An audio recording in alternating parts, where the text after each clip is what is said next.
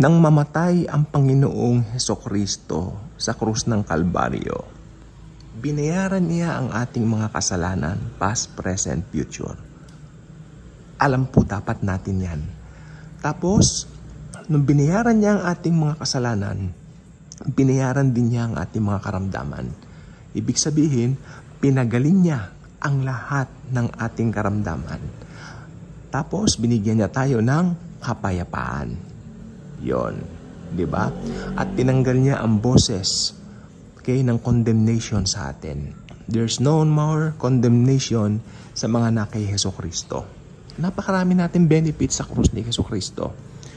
Yang kapayapaan na bigay ni Lord, sabi niya, I give you my peace, not as the world gives. O, pansinin niyo yung salita ni Jesus dito. Not as the world gives. So, sa makatuwid, may ibinibigay palang peace ang mundo. False peace. Peace na pansamantala. Peace na deceiving. Okay.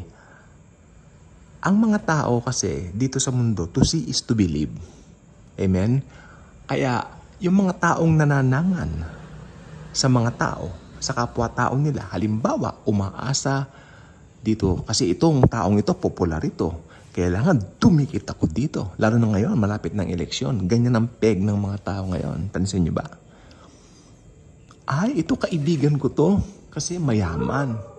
Subukan mong maghirap yon, iiwanan niya ng mga kaibigan niya.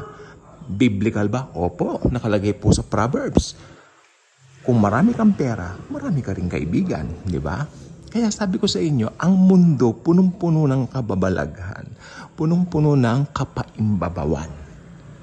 Real talk po tayo dito, mga kaibigan ko at mga kababayan. Naranasan ko pong lahat ito. Pag wala kang impluwensya sa mundong ibabaw na ito, pag wala kang impluwensya, maliit ang tingin sa'yo. Pero itong gusto kong sabihin, maski wala kang impluwensya sa daigdig o sa mundong ito, kung meron ka namang Hesukristo sa puso mo, daig mo silang lahat. Daig natin silang lahat. Nakalagay po sa aklat ng Kolosas, tayo ay pinaupong kasama ni Hesukristo. Bakit? Because we are in Christ. Sabihin nyo nga in Christ. In Christ, tayo ay nakay Kristo Jesus. Ane, pag hindi mo alam yung truth na yan, iyari kang bata ka. Maraming born again ngayon, hindi nila alam yung kanilang kalagayan o kanilang totoong identity sa Panginoong Jesus. At yan po, nadudurog ang puso ko.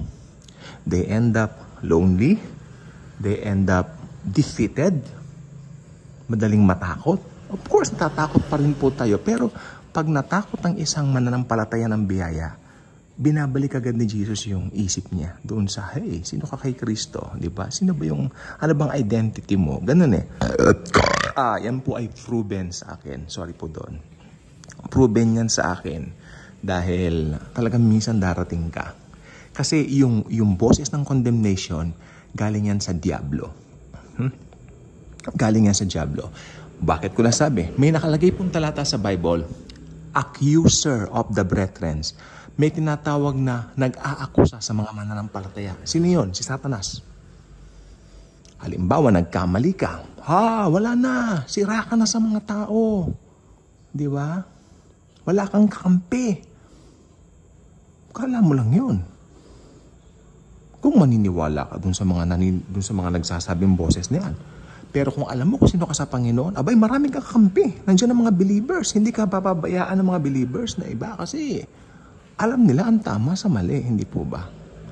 Ngayon, kung nagkamali ka man at humingi ka naman ng tawad, di ba? Bakit naman hindi gagawin ng kapatawaran sa iyo?